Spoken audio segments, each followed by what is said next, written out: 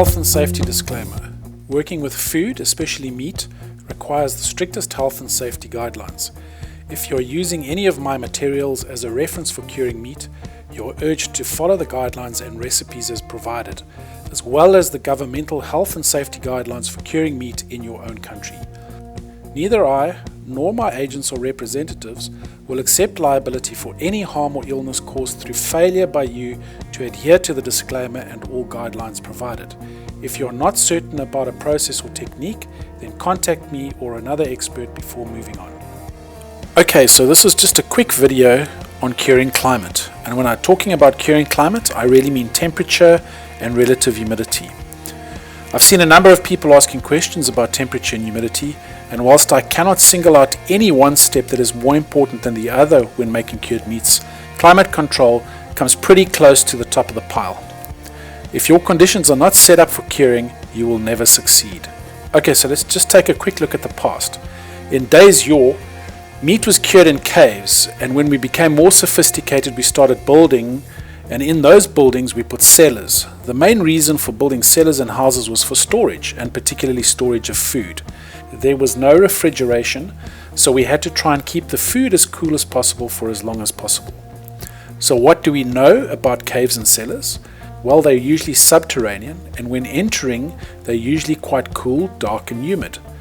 This is so because the earth or soil around them is usually quite damp. This increases humidity, and as it is not in direct sunlight, it remains pretty cool even in warmer climates. Okay, so let's take a look at curing meat. Curing meat was mainly done to preserve the meat for long periods of time. We know that refrigeration works, but in days gone past, there was no refrigeration. So in order to preserve the meat, we need to remove anything that could cause the meat to degrade and to protect it from dangerous microorganisms that will spoil the meat. These dangerous microorganisms become active in the water that is contained in the actual meat. We learnt that if we remove this water, we're able to prolong the life of the meat. What we also learnt was that if we kept the water below 18 degrees Celsius, it would also be more difficult for these microorganisms to proliferate. Obviously, salt is essential because that just increases the hostility for these microorganisms. The salt assists in drawing out the water from the meat, so it is essential to the process. But what we learnt was that if the meat became too cold, then it would also slow down this process of extracting the water. And so we've now settled on a temperature band of roughly 12 to 18 degrees Celsius to cure meat.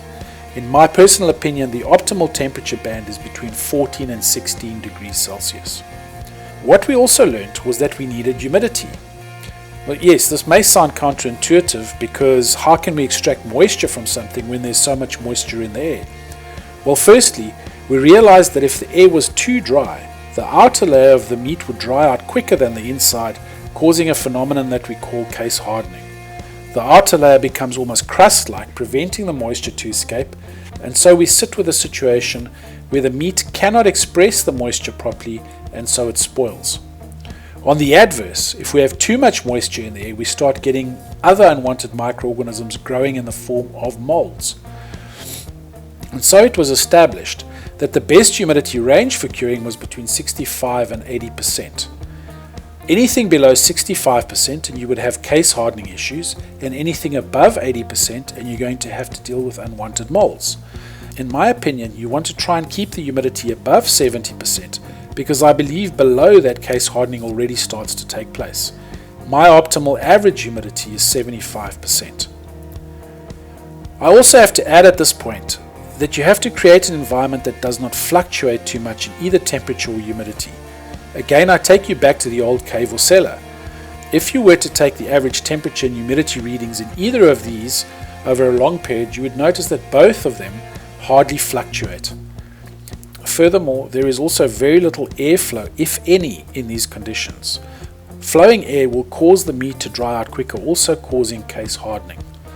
But obviously, we're not going to cure in caves, and most of us don't have access to a cellar, so we have to create an artificial environment to do this. When we do this, we need to try and emulate the atmospheric conditions of the cellar or the cave. I've already created a video on building your own curing chamber. Just click on the box at the top right of this video. The other thing that I might mention here is that caves and cellars are almost always dark. When we create a curing environment, we need to follow this principle too, because light causes the fat in the meat to go rancid, which ends up spoiling the product. I will not categorically state that without creating the optimal climate, you will never achieve success in curing meat, that being a temperature of between 12 and 18 degrees Celsius and a relative humidity of 65 to 80%, as well as a dark chamber. I hope you found this video helpful. If you did, please consider giving it a thumbs up and subscribing to my YouTube channel.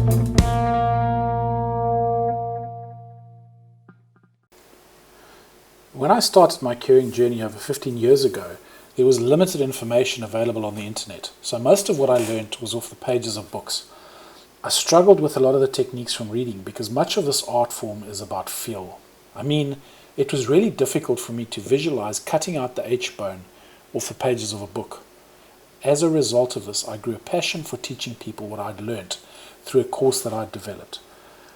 One of the things that I've always wanted to do was write a book, and during the COVID lockdowns in 2020, I eventually had the time to commit to writing. So I started the journey of creating Preserved Pigs, The Art of the Curesmith, salting and smoking techniques and recipes for beginners and experts. My problem was, however, how to impart my knowledge I had gained on a two-dimensional canvas that is a book, and I found it impossible to put everything in writing. As a result, this became more of a project. Preserved Pigs has now been 1 year in the making and has been developed in 12 parts. It has been created as a mixed media publication which includes the book, as well as a website with additional information that I could not fit into the book, and instructional videos like how to remove an H-bone, as well as an online course. Part 1, the introduction, is ready for release in May 2021, and the additional 11 parts will follow shortly thereafter. Please visit preservedpigs.com for more information on this project.